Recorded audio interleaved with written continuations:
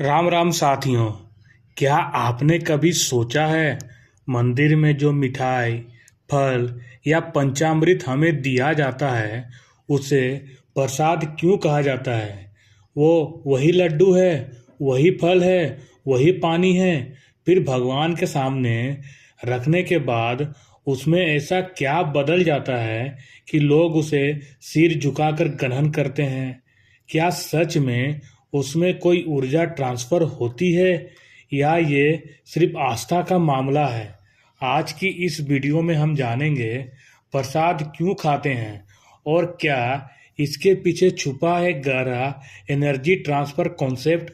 Video को अंत तक देखिए क्योंकि जो आप जानने वाले हैं वो आपकी सोच बदल सकता है। सबसे पहले समझते हैं प्रसाद शब्द आया कहाँ से। प्रसाद शब्द आया है संस्कृत के शब्द प्रसाद से, जिसका अर्थ है कृपा, अनुग्रह, शांति, दिव्य आशीर्वाद। मतलब प्रसाद सिर्फ खाना नहीं है, यह है कृपा का प्रतीक। जब हम किसी वस्तु को ईश्वर को समर्पित करते हैं तो वह सामान्य भोजन नहीं रहता, वह बन जाता है ईश्वर का आशीर्वाद। लेकिन सवाल अब भी बाकी है, क्या यह सिर्फ प्रतीक है या इसके पीछे कोई ऊर्जा विज्ञान भी है? हमारा शरीर सिर्फ मांस और हड्डियों से बना नहीं है। आधुनिक विज्ञान कहता है हमारा शरीर एक बायो इलेक्ट्रिक सिस्टम है। दिल धड़कता है इलेक्ट्रिकल सिग्नल से, दिमाग सोचता है न्यूरल करंट से, नसें काम करती है विद्युत आवेग से। तो जब इंसान ही ऊर्जा है तो क्या भोजन भी ऊर्जा नहीं है? आप सोचिए, जब भोजन को मंदिर में मंत्रों, घंटियों, धूप, आरती और सकारात्मक भाव के बीच रखा जाता है तो क्या उसकी वाइब्रेशन बदल सकती है? वैज्ञानिक शोध बताते हैं कि ध्वनि तरंगे पदार्थ की संरचना को प्रभावित कर सकती है। जब ओम या मंत्रों का उच्चारण होता है तो आसपास की ऊर्जा में कंपन पैदा होता है और प्रसाद उसी वातावरण में रखा होता है। मतलब प्रसाद इक्वल टू भोजन प्लस मंत्र ऊर्जा प्लस सकारात्मक भावना प्लस सामूहिक चेतना। वैदिक काल में यज्ञ के बाद जो अन्न बचता था उसे सब में बांटा जाता था। यह केवल भोजन वितरण नहीं था, यह था समानता का प्रतीक, ऊर्जा का साझा करना, आशीर्वाद का प्रसार। भगवद गीता में कहा गया है जो यज्ञ के बाद बचा अन्न खाते हैं वे पापों से मुक्त होते हैं। तो क्या प्रसाद आत्मिक शुद्धि का माध्यम है? एक प्रयोग की कल्पना कीजिए।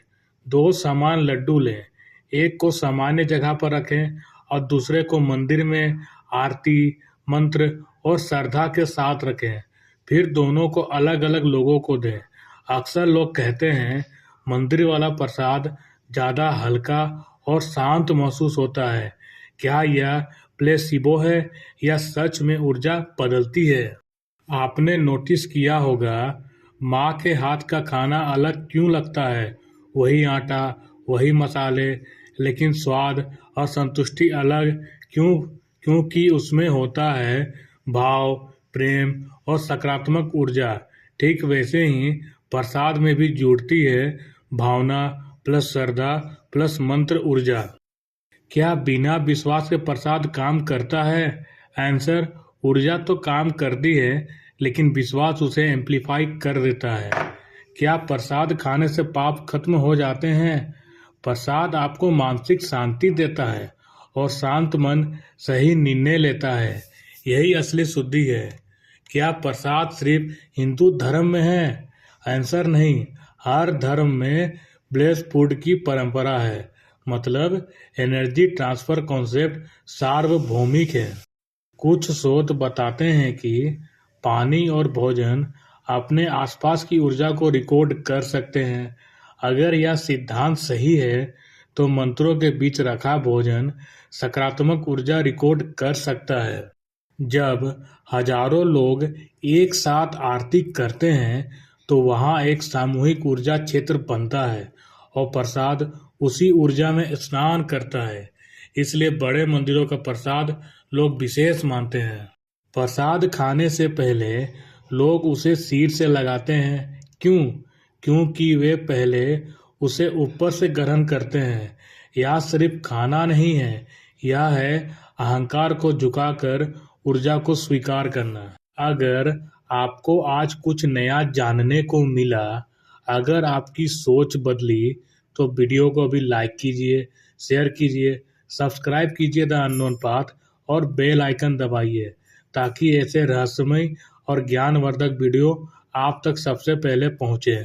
अब मैं आपसे पूछना चाहता हूं, क्या आपने कभी प्रसाद खाते समय एक अलग शांति या सुकून महसूस किया है?